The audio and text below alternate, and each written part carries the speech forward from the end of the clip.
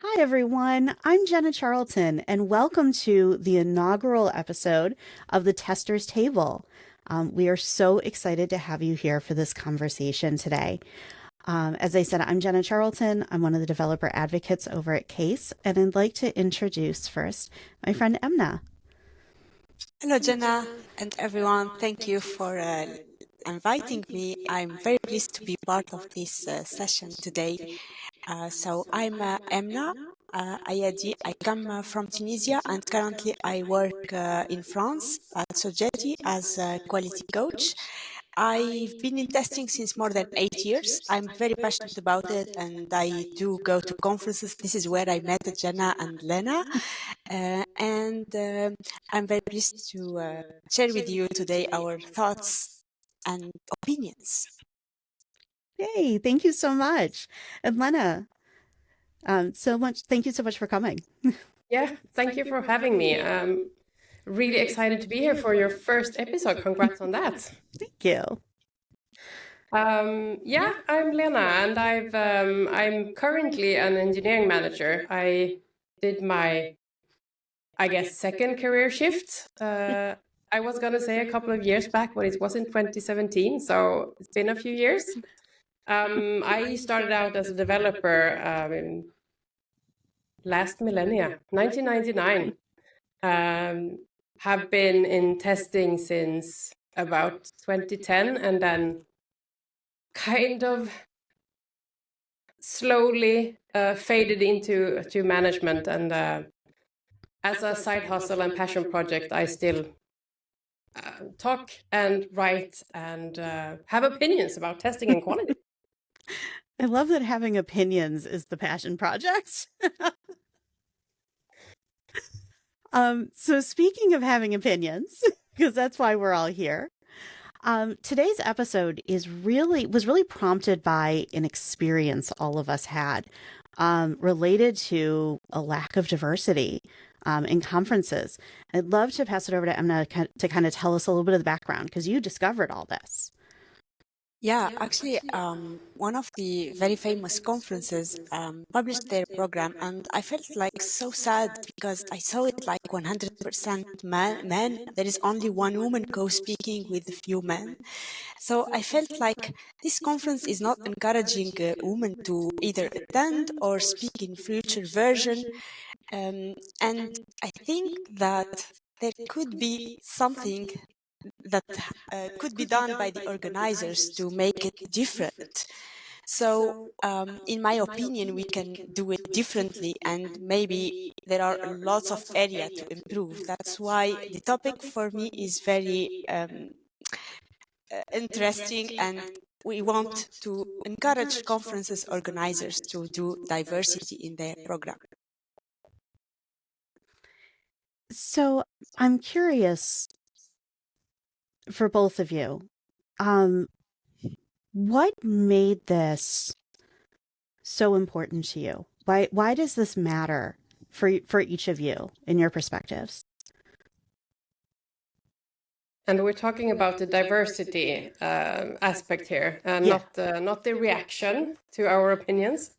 So, the reaction is something we really have to talk about too. But Yeah. let's talk about the why, and then we'll talk about Yeah. this reaction thing, because that's a whole nother big thing that happened.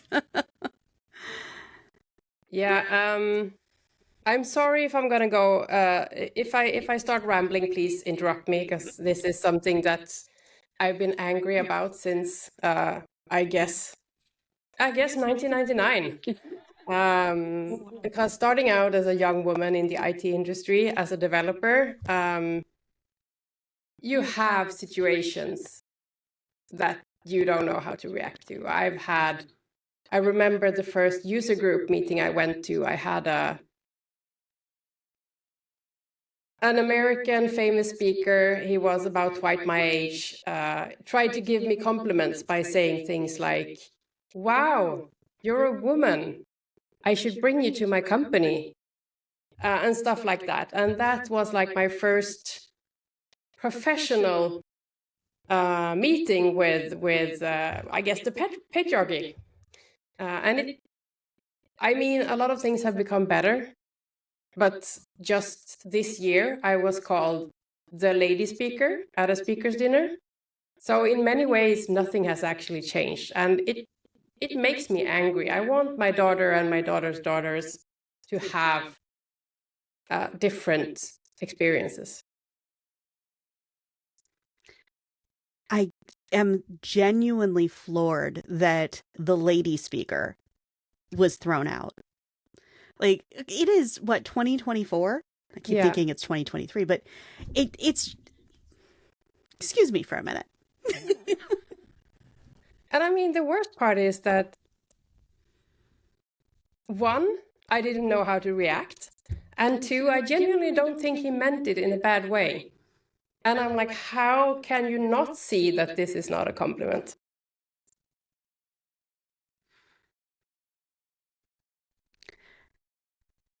So I think that actually brings up, though, the reaction.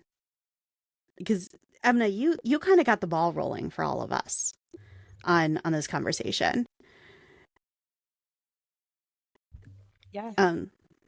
Yeah, it's really frustrating to see it, how people see it, and we want here to share our vision, why we think it's important to have this diversity. And let's imagine, like, I'm first time attending a conference, it's been like in the age of, let's say, 26 or something like that. And if I discover in my first conference all the audience are men and a certain age, let's say, this will never encourage me to take the step and say, I want to be a speaker.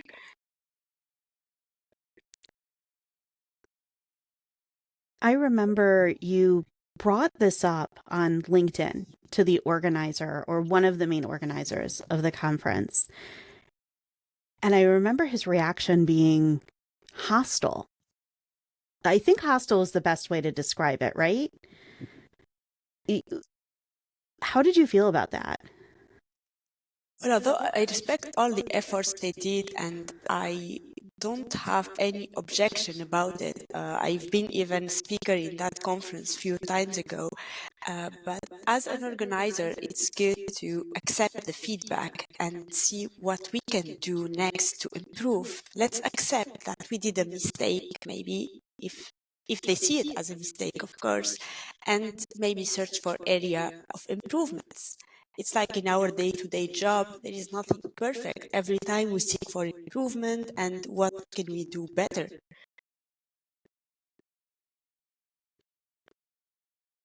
It's almost like it's his response was a reflection to the way he may even handle testing. Because we should be challenging each other, and no one's perfect. And all of us have unconscious biases. And if you're not open to those conversations, how do we build good software? Yeah, it's all about conversation and communication, and how can we make it better? Yeah, and I mean, if you're, I 100% understand that if you think you've done something really great and you are met with, let's say, not so positive feedback, it can feel like an attack on yourself. And I understand that's like your initial reaction. I remember that at one point in a women-only group, I had a similar reaction to when someone said something like, "Hey, this space doesn't feel very, very friendly to, let's say, in particular the trans community, but it was bigger than that." And I remember like, "Hey, I'm a good person. And I paused and I was like, wait a minute, I'm doing the same thing." I took a step back and I paused and I was like, okay, what in this can I learn from? How can I change? And I guess that's what I wish would have happened.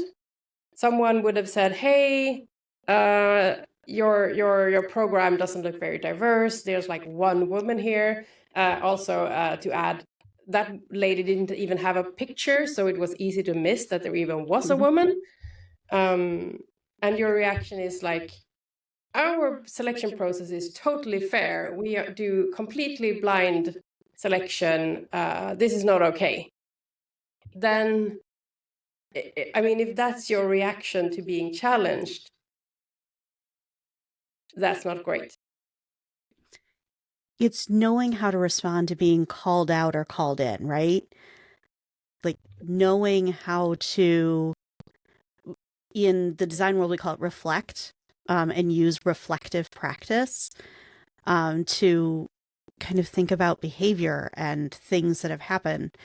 And it was really frustrating. I think we all tried really hard to make an impact on that conversation, and it was hard to feel like it wasn't heard or appreciated. Emna, I'm curious if you, because this was a conference in the region you're in, if you feel that this is something that is more prevalent in certain places than others, or are we seeing it everywhere? Well, I'd say I saw it in many places. There are even conferences recently in other places in Europe where some people are complaining about the lack of the diversity. So I think this is more and more generic problem that could happen. But the conferences that don't have this problem are actually working on diversity and trying to make it more diverse.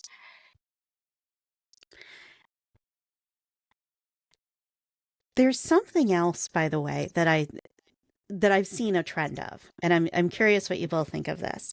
So a conference will include a handful of women or a handful of women and gender minorities. So also trans people, also non-binary people, people who are another gender. But all of them are talking about either diversity or non-technical topics. Can we really consider that diversity in 2024, or is that more kind of tokenizing those folks just to check the box? I mean, it's a scale, right? You can have an all-white male speaker setup, or you can go all the way to every color, every background, every age, every identity, all of it covered with like a perfect, beautiful blend. And it's a scale. And I've rarely seen the unicorn land. I've often seen the worst possible case. But like, yes, it would be amazing if we had a good blend of people from different ages, genders, backgrounds, speaking about a diverse set of problems. That would be amazing. But if the normal is only white males talking about technical subjects, having a group of women and a group of talks that are on like softer topics, I think that's a win. It's not the end goal. And I mean, there are so many amazing women out there speaking about way more technical topics than most of the men out there. But I'm like, I will take the small win, and then we can work from there. Yeah, it's important to have this diversity and start small. So I believe that even if we talk about soft skills, maybe sometimes it's even harder to make a real successful talk about soft skills rather than talking about hard skills. Because if we talk about technical things, maybe it's easy, it's code, things, screenshots, or whatever, but making it an impactful talk with soft skills is even more impactful. So this is from one side, and from another side, I would say it's good to have a mixture of different topics, and you will also have a track. You couldn't have half of your conference about soft skills. So there are several tracks, and you need to make it diverse. All your tracks and your speakers should make a good combination while you are creating the conference program. And I'm sure if you have good selection of topic, you can make it. Well, and soft skills are hard. Like Exactly. they have a terrible name. They're not Or easy. harder. Yeah. Oh, so much harder. So much harder. Yeah. I shouldn't say anybody, but really, you can help most people learn to develop code. They might not be great at it, but they can probably do it. But teaching people to communicate in a way that's clear and meaningful, and doesn't cause harm, that's way harder. And Yeah. and you know what? I'm going to say it. We need more men talking about it. You know, the default has become women talk about it, right? But I think that's an unconscious bias too, because it's socialization that little girls have to be sweet and kind and made of sugar. And, little boys get to be rough and tumble and, they get to be direct. And that's leadership. But girls have to be sweet. If they're assertive, then they're aggressive, right? And I mean,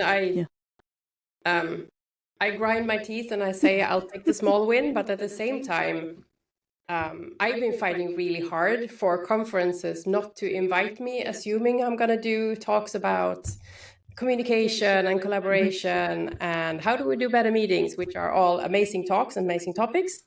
But last year, I just put my foot down and said, I want to talk about error messages and how we should decide our fault nets. And the conference was like, okay, yeah, sure. And it was cool.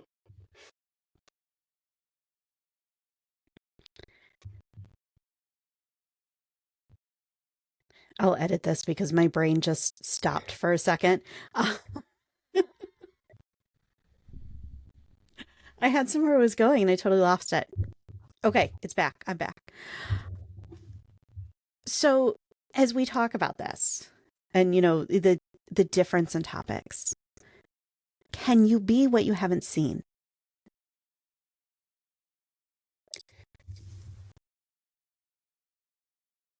I'm slightly worried that I will take over the conversation now, but can I just tell a short story?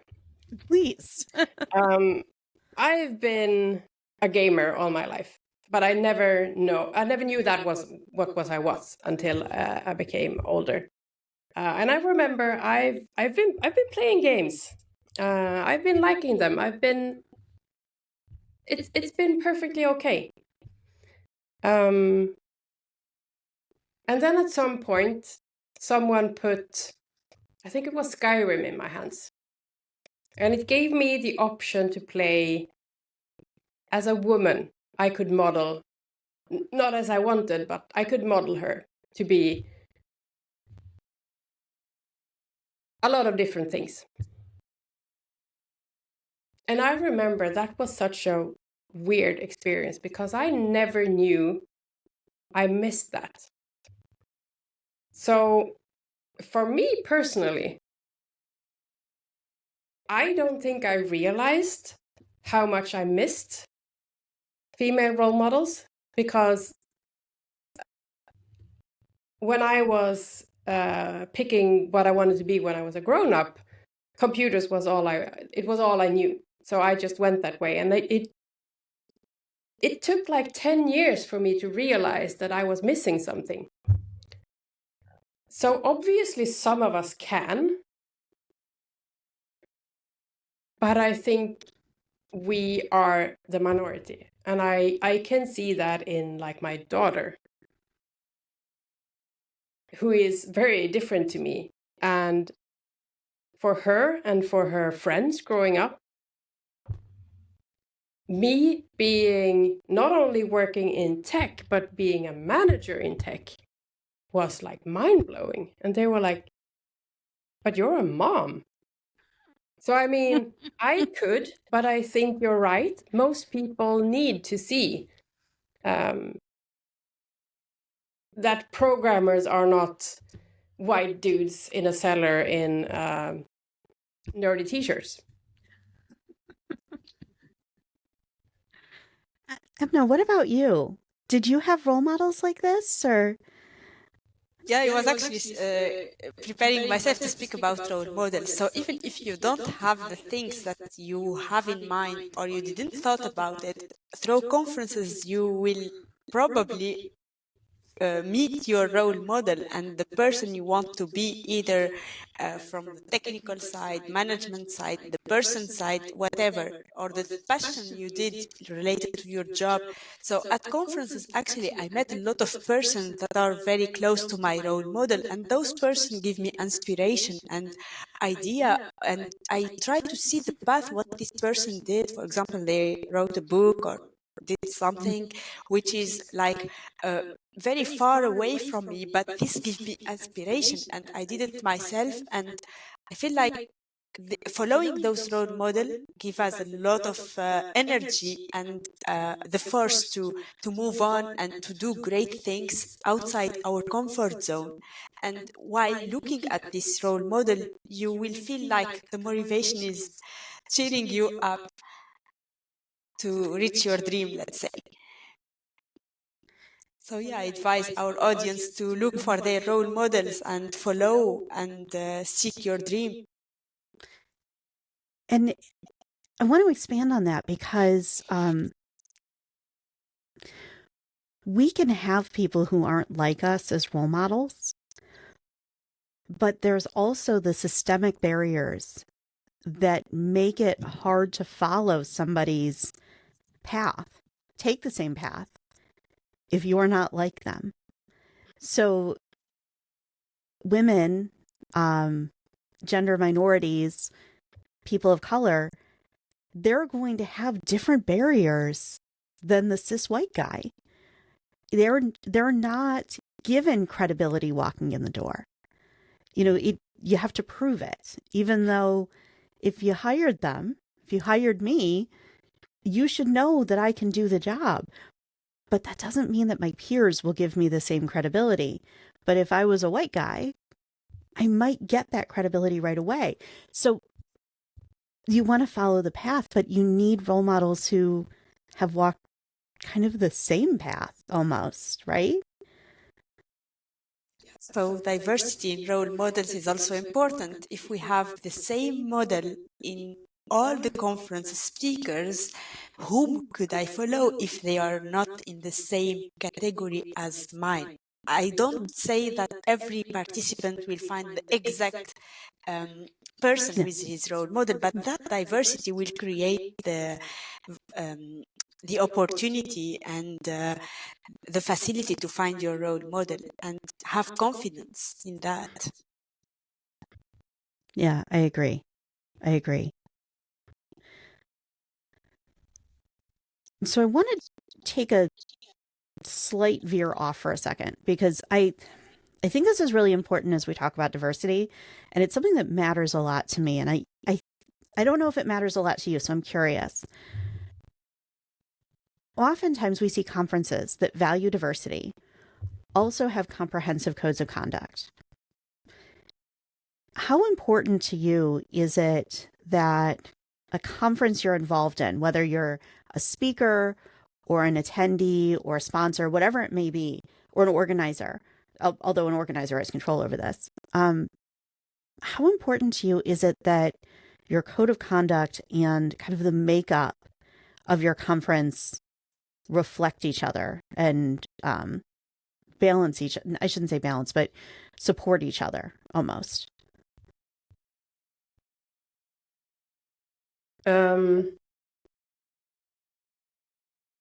Let's start with saying I'm not great at reading code of conducts. So they are obviously not what's important to me. That I guess I kind of expect conferences to have it, and I would be surprised if they didn't. But I don't go looking for it actively, the way I do look for diversity in programs. But it is important for me that conferences that I like connect my name to, that it is like that I feel that the organizers actually care about things that I care about. So if I'm not going to say that I haven't spoken at conferences that I didn't bother looking up, because it might be in an area that I'm looking to expand into, or they have a huge audience that I want to like break into, because in the end a lot of it is business for my personal brand. But the conferences that I really like attach myself to, like being in the program chair or choosing to promote, those conferences is really important to me, that I feel like if something happened at them, people would act. But the particular written down code of conduct is obviously not something I go looking for. That's fair. Yeah, I think that's fair. What about you, Emna? Well, to be honest, I'm not like reading such Lena said, but sometimes it matters. Sometimes you feel like there is something which not responding to your values as a speaker or attendee or sponsor, as you mentioned in the beginning. So if you feel doubtful at that moment, you can ask for the code of conduct or clarify some questions from the conference organizers. And that's the moment where you can decide if this conference reflects your values or not. You know what? I think that's what I really agree with there is being able to find something that tells me, do I feel that what this conference believes in reflects what I believe in as well? Exactly. Because as a speaker, you develop a brand. Yeah. And it's not just about protecting your brand. It's also that your brand is kind of who you are. You're selling yourself. And I'm not going to hitch my wagon, so to speak, to something that I don't want it attached to. Yeah, and I mean, I guess the worst thing a conference could do would have a really great code of conduct and then not act on it. Yeah. That would make me lose trust in them forever. Yeah. Yeah, it's even worse than the one that doesn't have code of conduct, because they are small and they're just starting, but they have their values in their mind. Yeah. Yeah, because it's, at least if they don't have one, it's like, okay, well, clearly they didn't consider that there could be a problem. But if they have it and they don't enforce it, you cannot trust them. Yeah. Even Yeah. the program, in the last couple of years, or which is probably more than a couple of years by now, I mean, there's been so many, and I mean, you get caught as a conference. You get caught when you do weird stuff. If you allow people to act like creeps towards people, women, and you keep inviting them, you're gonna get caught. Why do you keep doing it? It's gonna destroy your brand. I just don't get it. Yeah. Yeah, I totally agree with that. And it doesn't matter if they're your favorites, right? No. Like, even our friends let us down sometimes. Hopefully they don't. Okay, one more shift, because I've wanted to ask both of you about this since the whole thing came up, and I wish that I had put it in my article, but I didn't. So I'm going to call out Richard Bradshaw for a minute. He has a speaker writer that he doesn't demand, he kind of demands something, but basically his speaker writer is around diversity. And he says that, like, if your conference doesn't have meaningful diversity, I won't speak. How critical is it to you that, specifically men, because if we're women, we're on the panel where there's hopefully some diversity besides us, or if you're a gender minority like me, like that, you hope that there's more. But how critical is it that our allies do this, or do you think it's performative?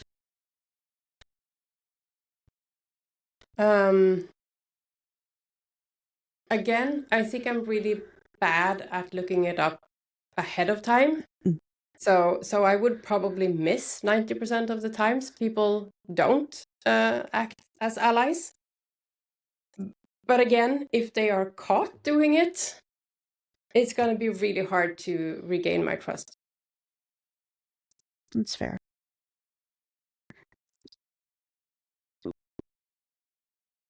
Well, I have a almost related story. One time a person contacted me. He's actually a speaker at a conference, and when the program is realized, he realized that there is no woman at all. So he was reaching out to women in his network to just ask if they could speak in place of him to make the conference look diverse. So from one side, I felt like this is really a good person and he think wider perspective than the conference organizers do. But also from the other side, it's like last minute invite. We couldn't be available to respond to his request. It's nice from him again. And also, if you check the box by bringing one woman, this will not really solve your problem. So it's also hard for speakers who applied before seeing the program and accepted to say, hey, I cannot speak because you are not diverse. So I'm not blaming them. But maybe what I would recommend as a speaker, I'd see the previous version of that conference. Do they have diversity in their previous program? So if they don't have, maybe I will ask and I will say, I cannot accept if you will run a program like last year. I think that's a really, really good idea. And it's actually something I've never thought to do. And I think it's admirable that person reached out and tried to find somebody to replace him. But also, he shouldn't do that free labor for the organizers. Like, they're responsible for creating a diverse conference lineup in the first place. Why is it a speaker who's giving up their place, the one who's tasked with doing this? Why didn't you do it from the start? Yeah, but I mean, I agree, but I also think it makes it so much harder for the organizers to say we can't find anyone else. That's true. Because you're actually given, I know you picked me, you think I'm qualified to do this, and I'm saying that Emna is a valid replacement for me. You can't really back out of that. Yeah. And I know there's a lot of women who feel like, yeah, I don't want to be the quota hire, but at some point, I'm also, as we spoke about, like you most of us need to see to be able to be. So, I mean, I would prefer to be invited because I am a great speaker. I am an expert in a lot of areas. I know I can deliver. But I'm also okay with being the diversity hire if that makes it easier for other women out there. But they should still invite me because I'm me. But there is something to be said for somebody having to do it first.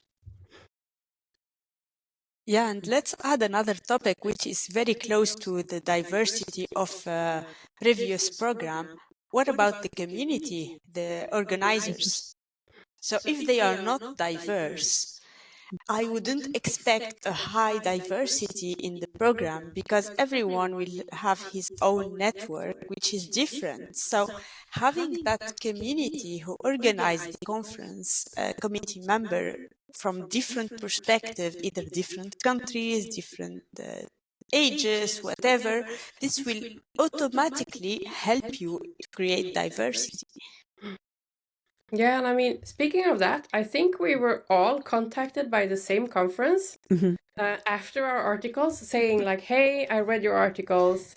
I did my first conference last year. I realized that I screwed up. Here are my thoughts. What is your feedback on that? And like, yes, that's the reaction we want. Yeah. It's okay that you happen to end up with a non-diverse program as long as you take a step back and say, this is not what I wanted. How can I make this better? Yeah.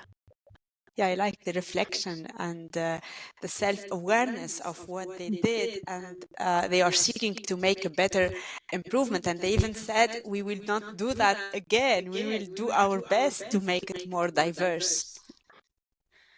Well, and there's a whole bunch of things that I want to ask about that came out of what both of you said. So bear with me. One is the network. And there's two pieces of this. One, if your network isn't diverse, of course, you don't find a diverse group of speakers.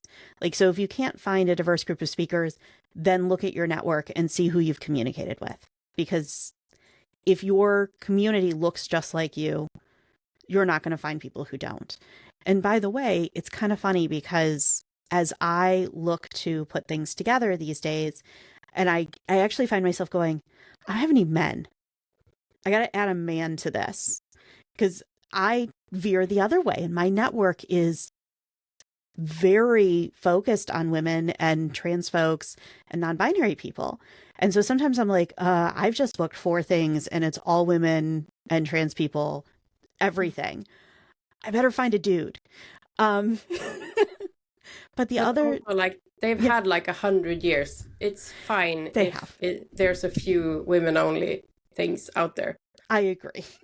It could get to the point where it looks like maybe my unconscious bias is the other direction though, and I need to open up to my network some. But the other piece of it is age that you brought up, Emna, because I know that I'm not ancient, but I'm getting older. But we have to have a generation coming up behind us. Exactly. And part of that diversity has to be embracing the new voices, right?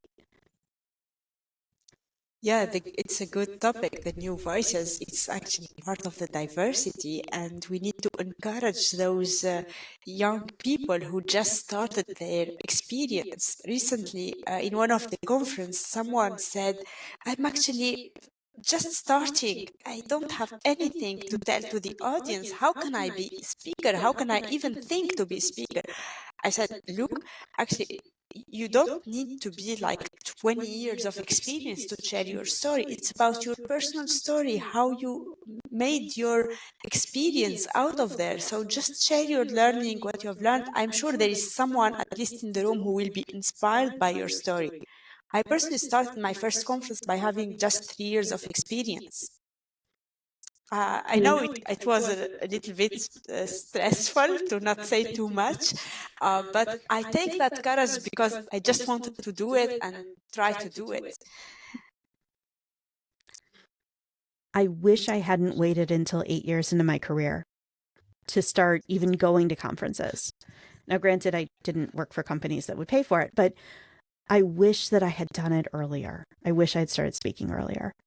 Well, 8 years is already good, Jenna. Yeah.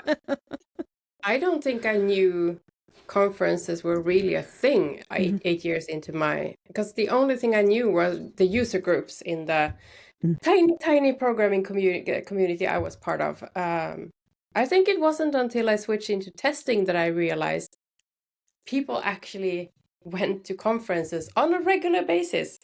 But yeah. Well, and that's a whole nother thing, right? And this is, so I always plug my research, but that's something that, I'm looking into now is we need our identities reflected in what we see on stage. And we need it reflected in the articles we read and the podcasts we listen to and all of those kinds of things. But getting that information to the folks who are early in their career so that they don't feel alone like I did, or they don't feel like it's isolated to this small community of folks that they know. And they can see that there's this bigger, broader world of testing and of software development and of all of the other things that we do. How do we reach those folks so that they can be a part of what we're all doing?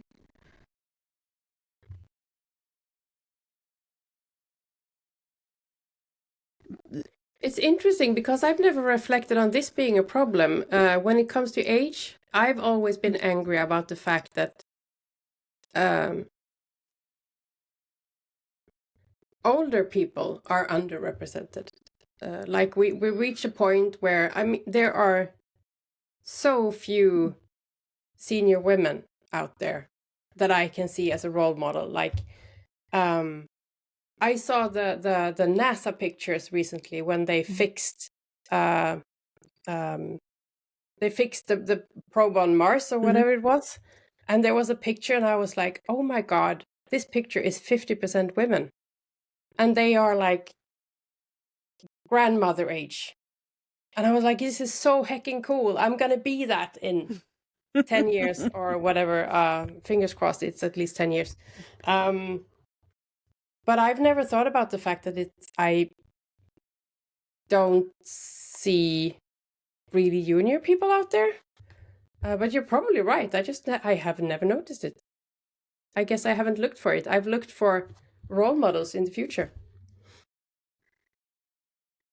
I think I really started to see it when I realized the ages of the folks speaking at conferences recently. And so I have a hard time seeing myself as my actual age. Like I've hit my 40s, but I still see myself as like my late 20s. My body doesn't, but my brain does. And I was like, boy, we all look like we're in the same age group. Who in 10 years when I can't do this anymore, who's going to be up here in my place? Because I don't see any of them at this event. So this is very interesting because I remember having conversations like this with Lisa Crispin and Janet Gregory, who are like the people who taught me testing, who are now people I call friends, which is like mind-blowing. I know, right? And they said something very similar. They were like, we didn't know who to hand over to, and now we see all of these women owning the stage. And they mentioned a bunch of names, and I was like, oh my god, they mentioned my name. And I mean, maybe that's just the way it is, that it takes a while for the next generation to catch up. And I mean, I'm guessing that I'm a lot older than Emna, for example. I'm closing in on 50. I can soon I can't say I'm in my 40s anymore. But I also still feel like 25. Yeah. Something to think about. Well, what I can add, joining communities, it's usually a diverse group of people, different ages. So this is something that could be helpful. And maybe let's take a step back and see people who are recently graduated and they want to go into the software testing industry. And sometimes I get in my network people asking me they want to choose their software testing career. So I feel like it's good to sometimes connect into the school people, the recently graduated people. So somehow, if they are in our network, they could be inspired, and we can transform this passion through generations. I hope so. I want to be. I mean, I could never be Lisa and Janet, but I want to be like, like that one day that it's like, we're ready to hand it over to all of you. We know that you've got the legacy of this, in hand. Yeah. Lisa and Janet are very inspiring people, and they did a lot of things to the community. And by the way, I don't want to limit it to just them, because there are some other incredible women who have come before us and really owned the stage and made a huge impact, like Fiona Charles, like Elizabeth Hendrickson, like Dorothy Graham. Yeah. I mean, there's so many, and really, sorry dudes, but women own testing.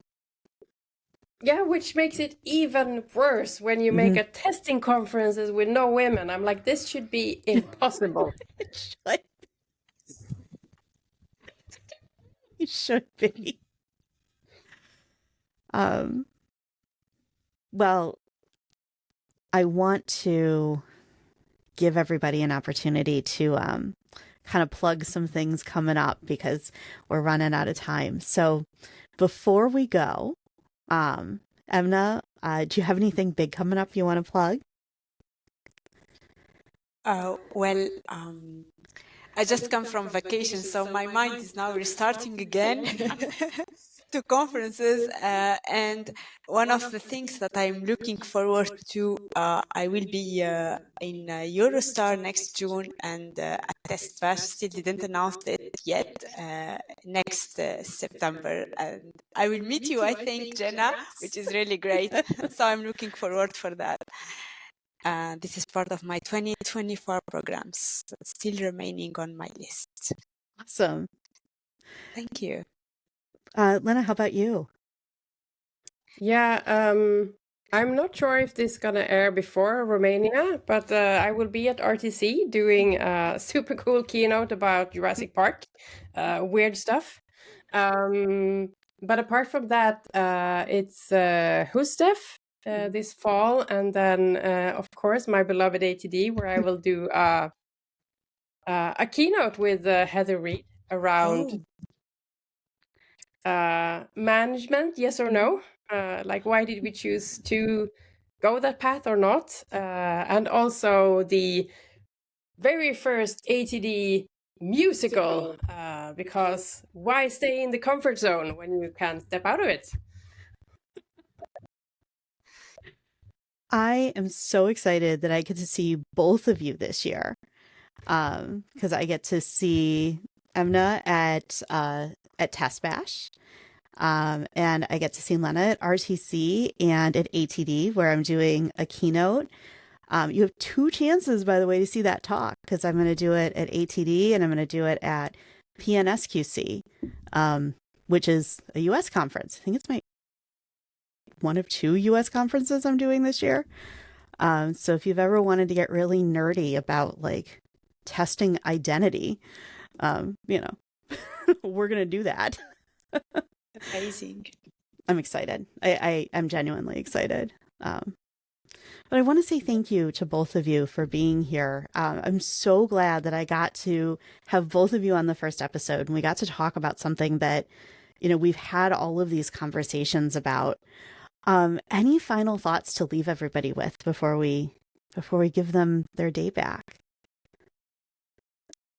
I guess just remember that it's okay to make mistakes. Everything hands on. How do you react to being called out on it? And if you need help figuring that out, you can just reach out. We are all very friendly people.